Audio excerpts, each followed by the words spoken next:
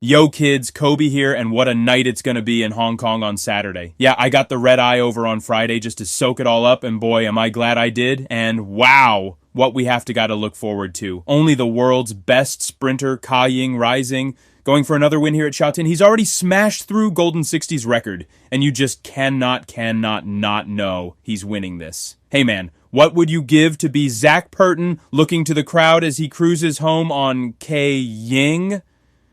Man, that's immense.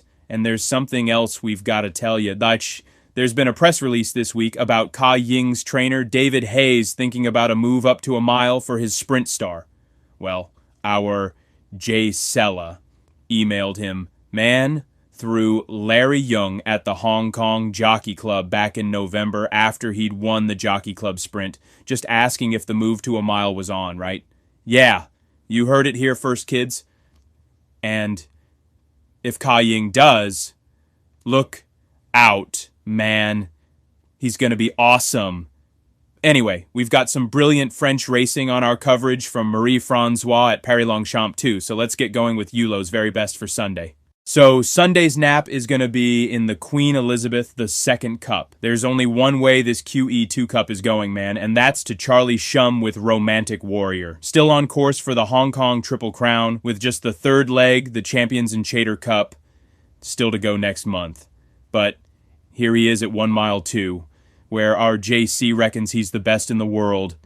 I get it that Charlie Shum said at the start of this season that Romantic Warrior ain't gonna get no better, but just standing still, he's better than anything else here. So get on.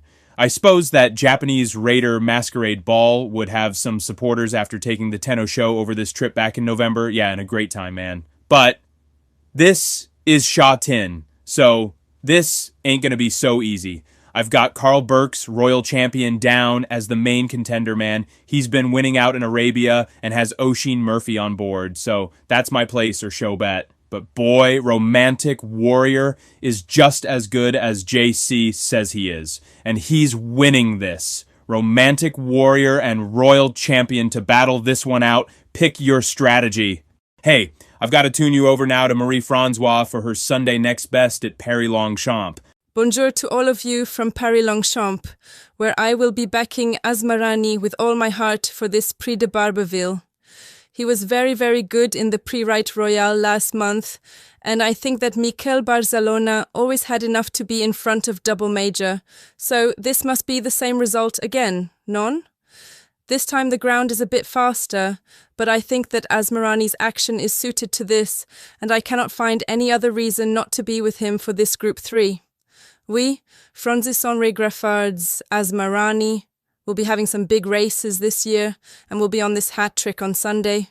So first up at Sha Tin, it's the Chairman's Sprint Prize Cup. Here we go, kids. The biggest show in town is the world's best sprinter, QEII Rising, all set for another record-breaking win here at his home track, and you gotta be mad to say anything's gonna lay a finger on QEII Rising, with Zach Purton just a passenger for the duration.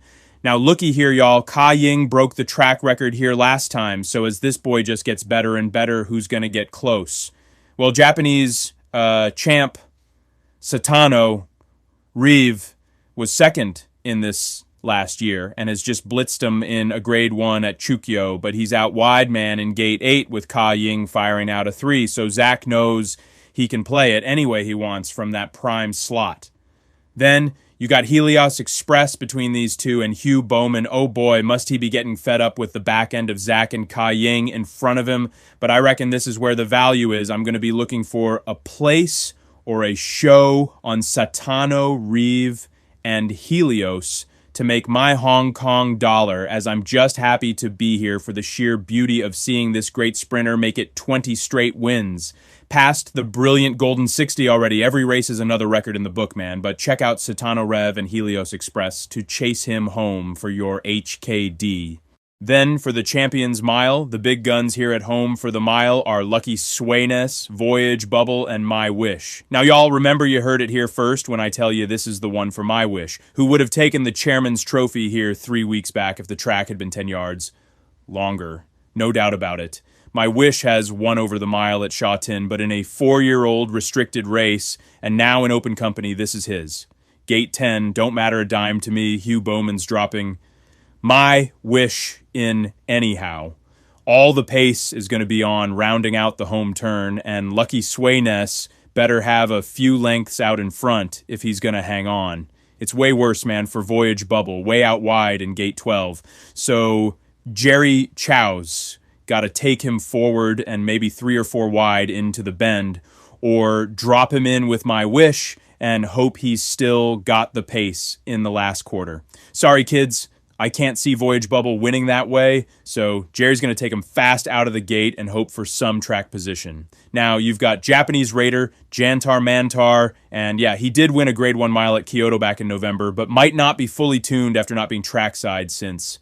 So Harry Eustace's Docklands with a prime slot in Gate 1 could be the danger, and now Mark Zara is up top.